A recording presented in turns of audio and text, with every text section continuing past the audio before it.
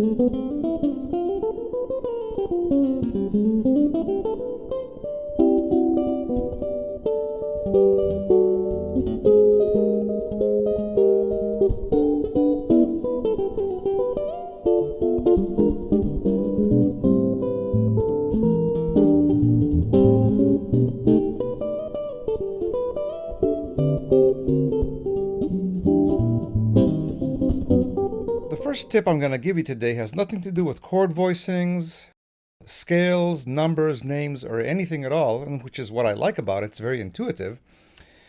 And it has everything to do with rhythm. And what I want to pass on to you as a way of arranging for solo guitar that will benefit you in this song and any song is the idea that you want to just play the melody as it needs to be played, whether you hear it in a certain way, whether you transcribed it or are reading it. And let's assume for a moment that the melody is 1, 2, 3, 4. In other words, 1 and 2 and. And then for the sake, I mean, you can interpret the melody and phrase it in different ways, but let's assume that that's the way I'm phrasing it for the moment. And while you're doing that, at the very same time, play a very simple bass movement. Let's say at this time, we're just going to play bass notes on strong beats, on beats 1 and 3 for that matter. So da da da da da da da da da. If you'll forgive my singing. And what you want to do simply is combine the two. And for the sake of this example, I just played simple root notes on the G and then on the B flat. So together, you can do it with separate fingers to provide better separation, or with one finger.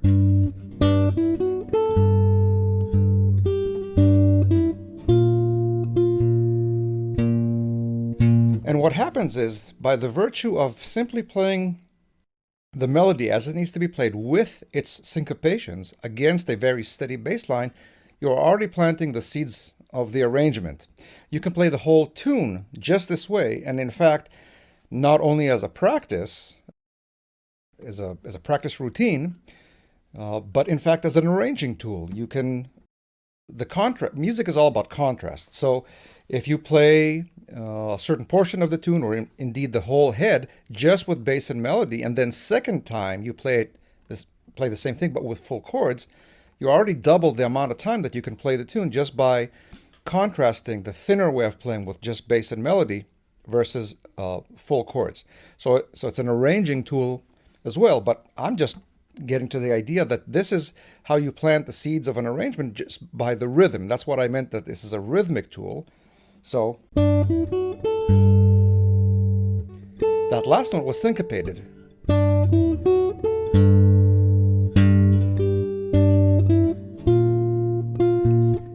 Same as this second F.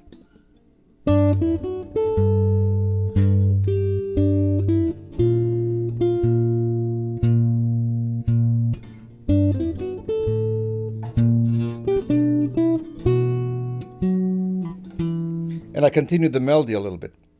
Now, to expand on this, to make it a little bit more interesting, you don't have to play the roots all the time. You can play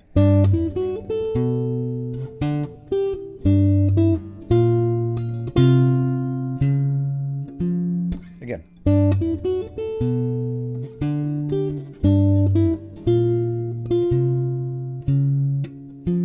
what I did here was play a kind of a pre-planned bass line, and everything that we do is at one point pre-planned. Nothing that I do now as an improvisation was ever complete improvisation. At some point I planned it last year, 5 years ago, 20 years ago, and then it's stuck and it becomes a tool, part of my vocabulary.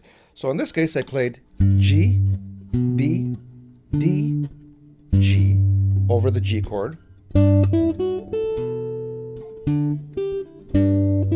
and then over the B flat minor, B flat, C, D flat, and F. That was my bass line that I pre-planned for this example. And you don't have to plan 100 of these. You can plan 5, 6, or maybe a dozen of them, and you'll be set, because every time you play a different chord, you mix and match. And this goes back to the introduction. You can have so many tools available for you for each passage, for each portion of the melody, for each chord. And every time you play the tune, you blend different ones. It's a kind of a puzzle with changing pieces, I guess. And just those variations, the countless variations that are created by doing that, provide you with enough material to play the tune 1,000 times and never sound the same. And honestly, if this is the only thing you get out of the lesson, this is, I think, worth it right away, because it's a great tool. First of all, like I said, it can sound good, but it's a great exercise for the thumb and fingers, because you have to do different things at different times, but only 2 parts at the same time. And that's why this sounds good, because it even though the bass line is very simple and won't earn you Bass Player of the Year award, and even the melody is played very plainly, and even though on the piano it's what we expect from a piano player, on the guitar it's somehow different. It's something we don't expect out of the guitar, and when you do it, it immediately draws the ear that something different is happening and something more difficult is happening. It's really not. It's just playing 2 very simple parts, but trying to combine them. And like I said, I like the idea that it's very intuitive. You don't have to know that this is a G major or any other chord. You just have to play the melody and play bass notes that fit with the melody. The first 2 measures of Out of Nowhere is just G major 7.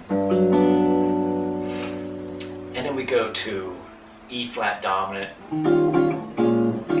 B flat minor 7, E flat dominant for 2 measures, back to G. So what we're going to do is we're going to put 8 chords in those 4 measures to try to expand our chordal bass. So we're going to start up here with our G6-9, and we're playing this without the root. Our root would be that G. And then we're going to jump down here to this G major 7 chord, and then to this chord, and then down to here. So this little 2-bar phrase now is as opposed to just 1 chord, we're going to have 4 chords. Nice little G major chord phrase. So what I'm doing, I'm playing the G6-9, our root position of a G major chord here in the top 4 strings. And I'm playing G6-9 here and G6-9 here. These 2 chords, we notice this one here, first off, as being G6-9. But this is also G6-9 because the 6th and the 9th are simply now on the top 2 strings. So this is also a 6-9 voicing for G. So, and keep in mind too, we're always creating a melody with our top note of the chord.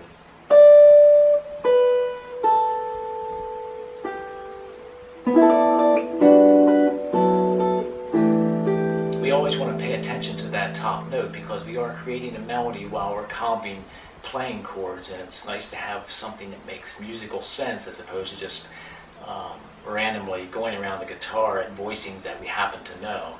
So anyway, that's the first 2 measures. And then we're going to go to E flat dominant. And I'm going to play, start off with this, which is B minor 7, B flat minor 7 and B flat minor 9. And then I'm going to play this, E flat sus, resolve.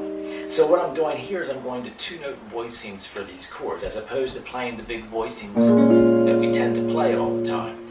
Sometimes it's nice just to whittle it down and just play the essence of the chord. And so here I'm playing the root B flat and the fifth. And then I'm just going to switch this shape around up to these strings, and this becomes B flat minor 9. So if I was playing the full voicing, it would be this, but I'm just going to play this, and that is suffice to imply the B flat minor 9. So B flat minor 7, minor 9, E flat sus, resolve. So it's like playing an E flat 11 to an E flat 7. But I'm just going to play these two notes, which give me the suspended tone, and then also this gives me the resolve. So now our first four measures go like this: 3, 4.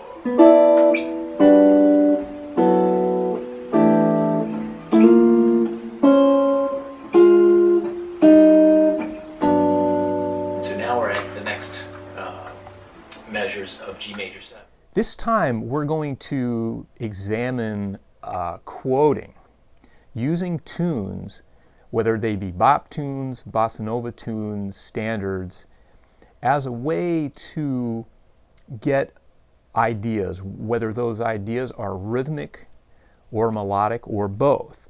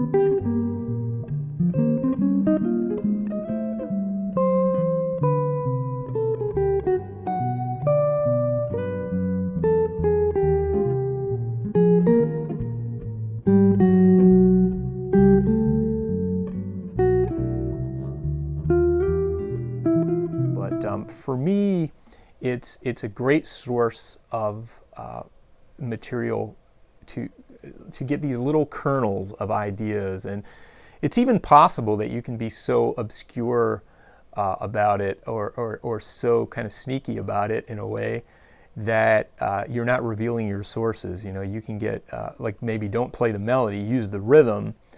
Nobody's probably going to know where you're getting it from, but the idea is to just stimulate stimulate ideas to get these phrases going. Okay. Example number 1 is using pent up house. Okay, so this one's got pickups.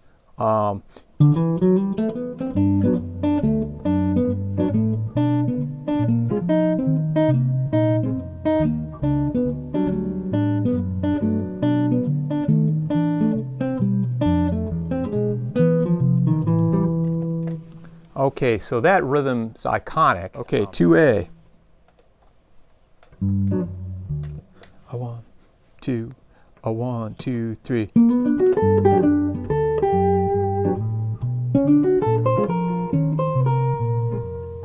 Okay, so number 2A is a little bit interesting because leading into the B flat minor, we have we're using a D major triad that's using the upper partials of the G major 7. So you have a 5, a 7, and a 9. Plus you've got that note, which is the C sharp, is like a Lydian kind of sound.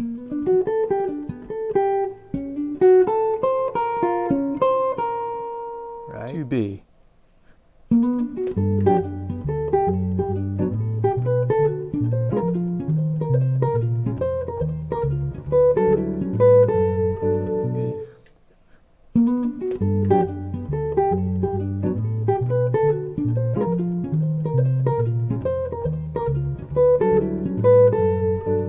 That one is interesting because we have a little bit of Lydian on that last measure we have, which is kind of outlining, basically is outlining an A chord, okay?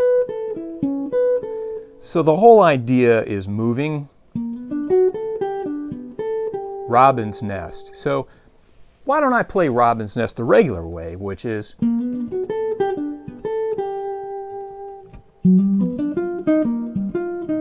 we could totally do that on Out of Nowhere as well.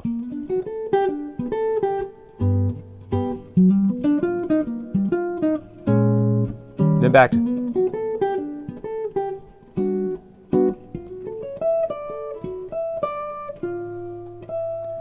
Here's 2C.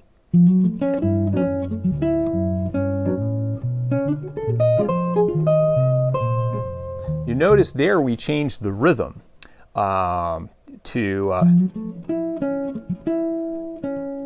We're elongating instead. And we started on a different pitch level.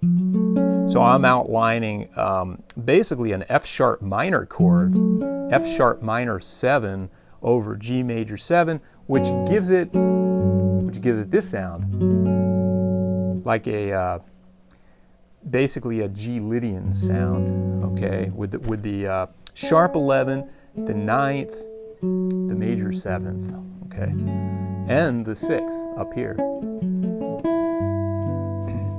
All right, so that's a nice idea, I think. Slightly altering the rhythm, like putting, instead of, we went, right, and then, it sounds weird without the chords, but when you hear it with the chords, it sounds pretty normal, I think. So here's Out of Nowhere, harmonized in thirds, mostly.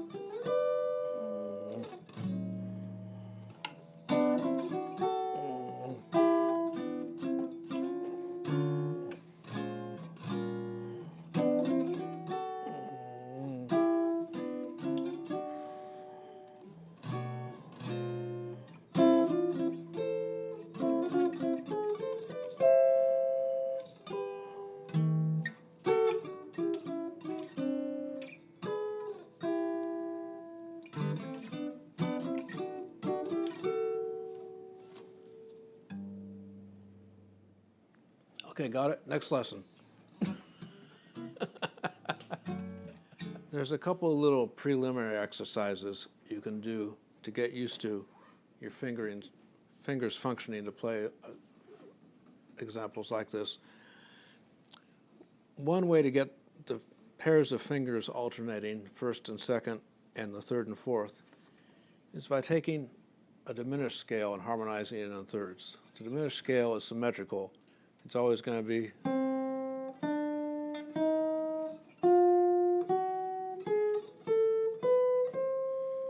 a whole step and a half step.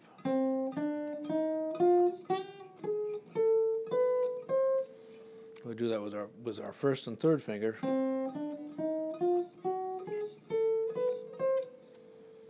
a third below that.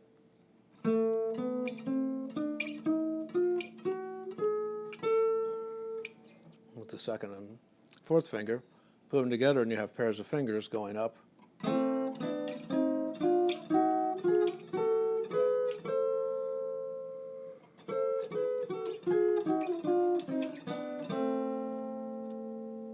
want those fingers to go down together and hold them down as long as possible while you're playing the second pair.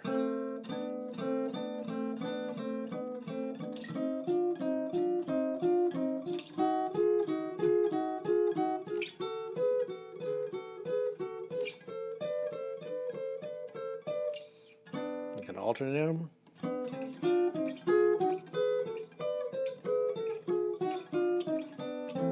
Do all kinds of fun things with them. You can also do a lower neighbor to that second pair. You can sliding.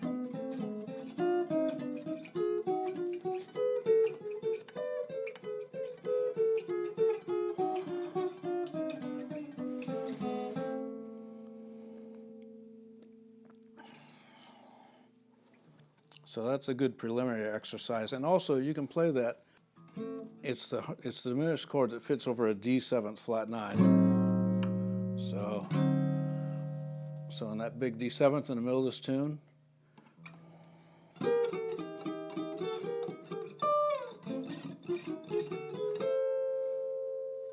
or you can go crazy and double time it. But you can do any variety with that one little move. You can use a lot of different ways. Even now,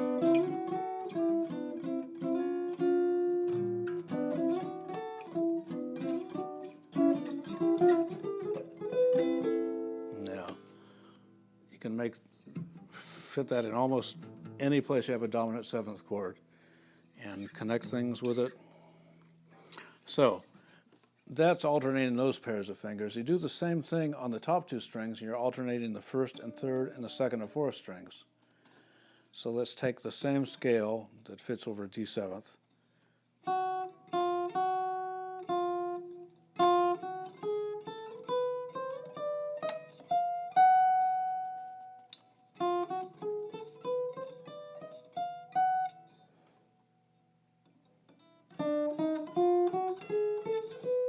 This will do marvels for your 3rd and 4th fingers strength.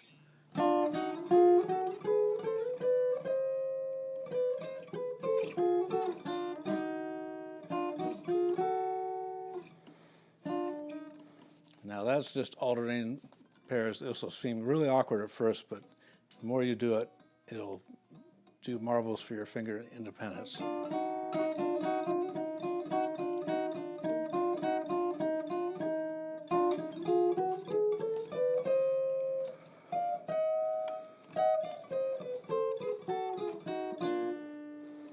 you can also do a combination of slides and alternating fingers.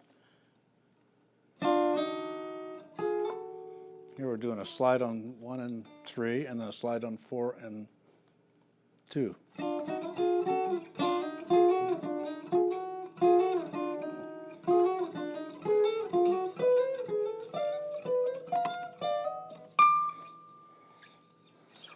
So in all your free time, you can work on that slowly and carefully. Now you can combine the 2 sets of strings.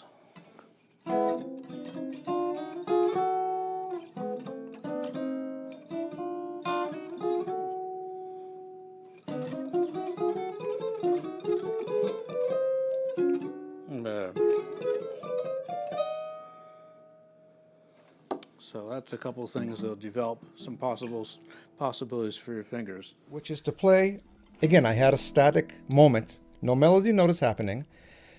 And so I played, I made up a bass line. In this case, E, F, E, B, B flat, A. Da, da, da, da, da, da. And again, I did something, whatever it is, in the underlying subdivision. So it's all about the rhythm. I'll play this from the top.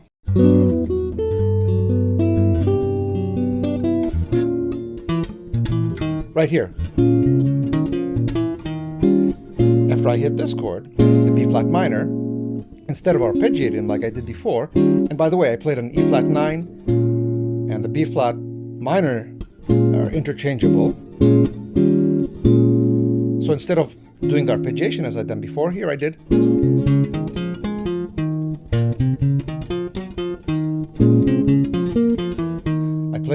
elaborate, relatively speaking, bass line, not because I'm a great bass player, but because I wanted to fill the time with something, again, that goes ta ta ta ta ta ta ta. So the bass line here was, or something like that. Again, I can't repeat exactly.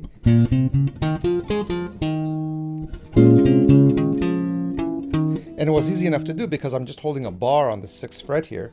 And the finger will hold at least these 2 chord notes while I play whatever bass line I made up. Again, from the top.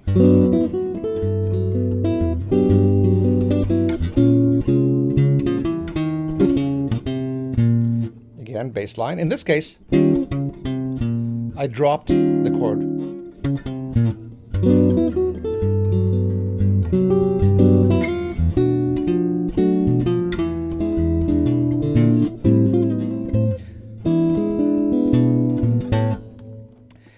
And so, same thing, I did a bass line once I had some opening in terms of the melody. Another element that I introduced here that I like a lot when I play solo guitar is blending fretted notes with open strings. It's especially fretted notes up the neck. It's one of the most beautiful sounds you can get on the guitar. So in this case, I played an E7 very simply like this. E, G sharp, and the D up here. And I also let these ring. Now, my pinky is free, so I can do any number of things to color up this chord. I can play the flat 13 here while still letting the B ring. I can play the sharp 9, 9, flat 9, all while that open E is ringing. It's a beautiful sound to my ear. It's a dissonant sound, but it's dissonance with a purpose, I guess you'd call it.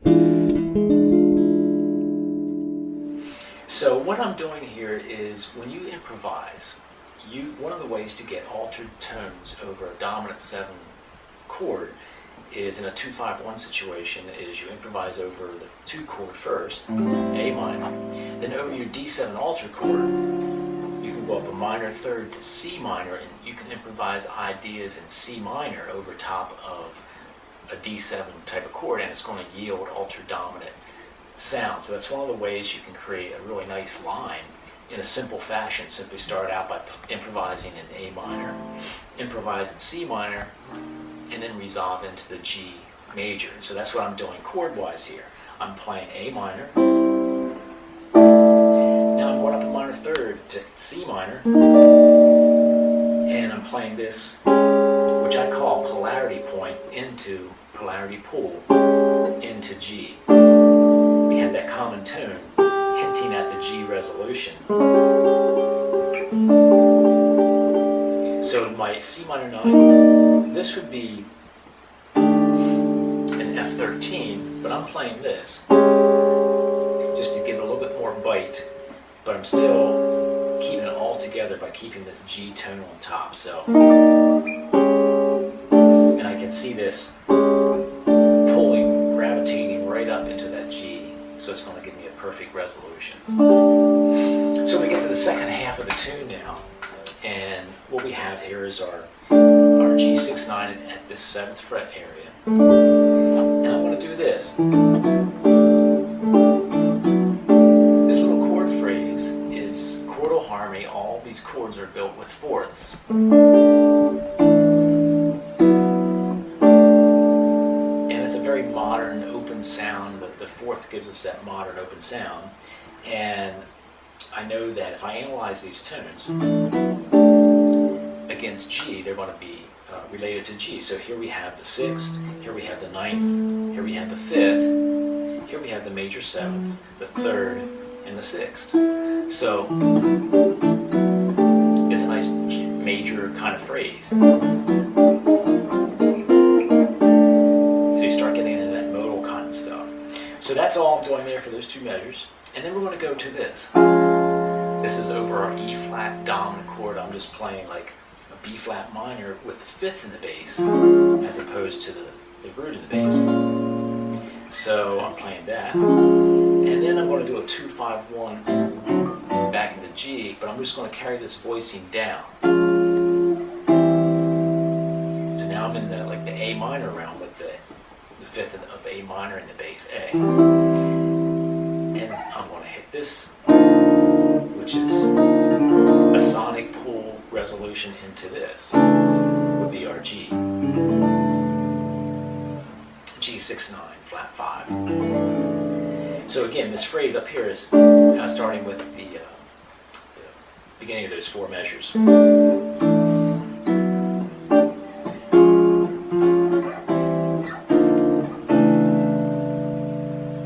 So this is a really nice voicing I like for a major 7 chord. It has that flat 5 in the bass, which is something we don't use a lot, but man, it's a very effective, rich, dark tone. And I look at this simply as this is just a sonic pull. You hear it wanting to resolve to that resolution point. With everything we've learned from this one, and let's do that. So here we go. 1, 2, 1, 2, 3, 4.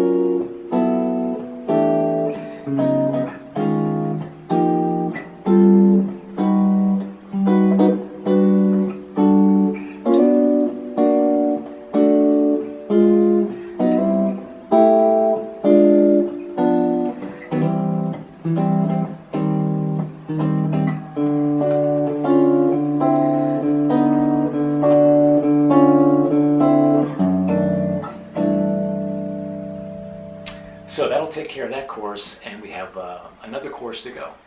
Another element to fill in those times is playing intervals.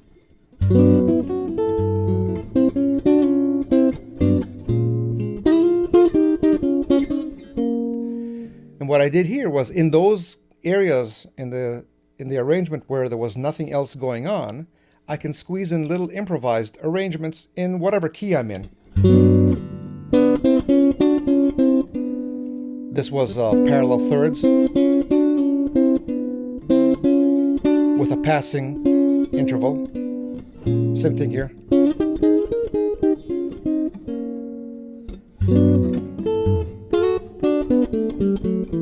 All these were intervals. Second time I did.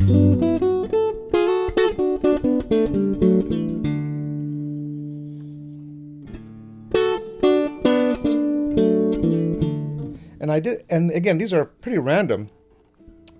I have this kind of grip. I start here, and then you can play intervals by anchoring one note and changing another. And all you do is with your right hand, you think just play 2 notes, whichever notes they are. I never know which notes I'm going to end up playing. I'll do this passage again.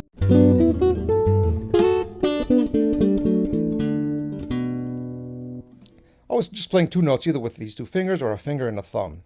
And then lastly, a very important tool is to play micro improvisation or filling with lines.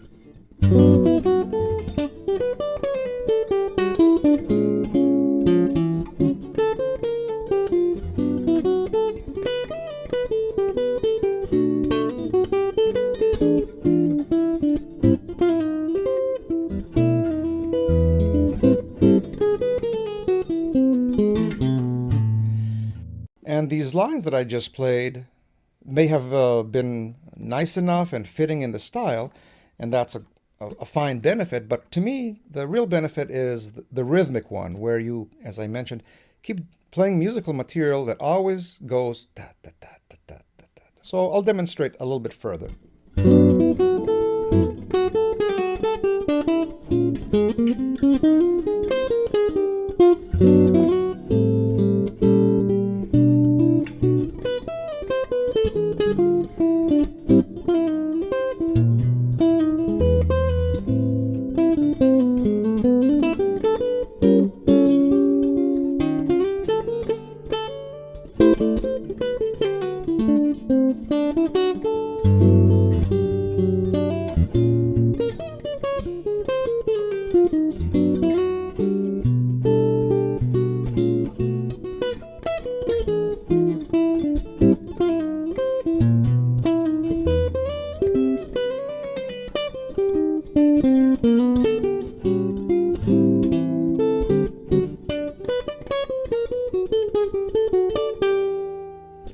And that was the downbeat of the next chorus.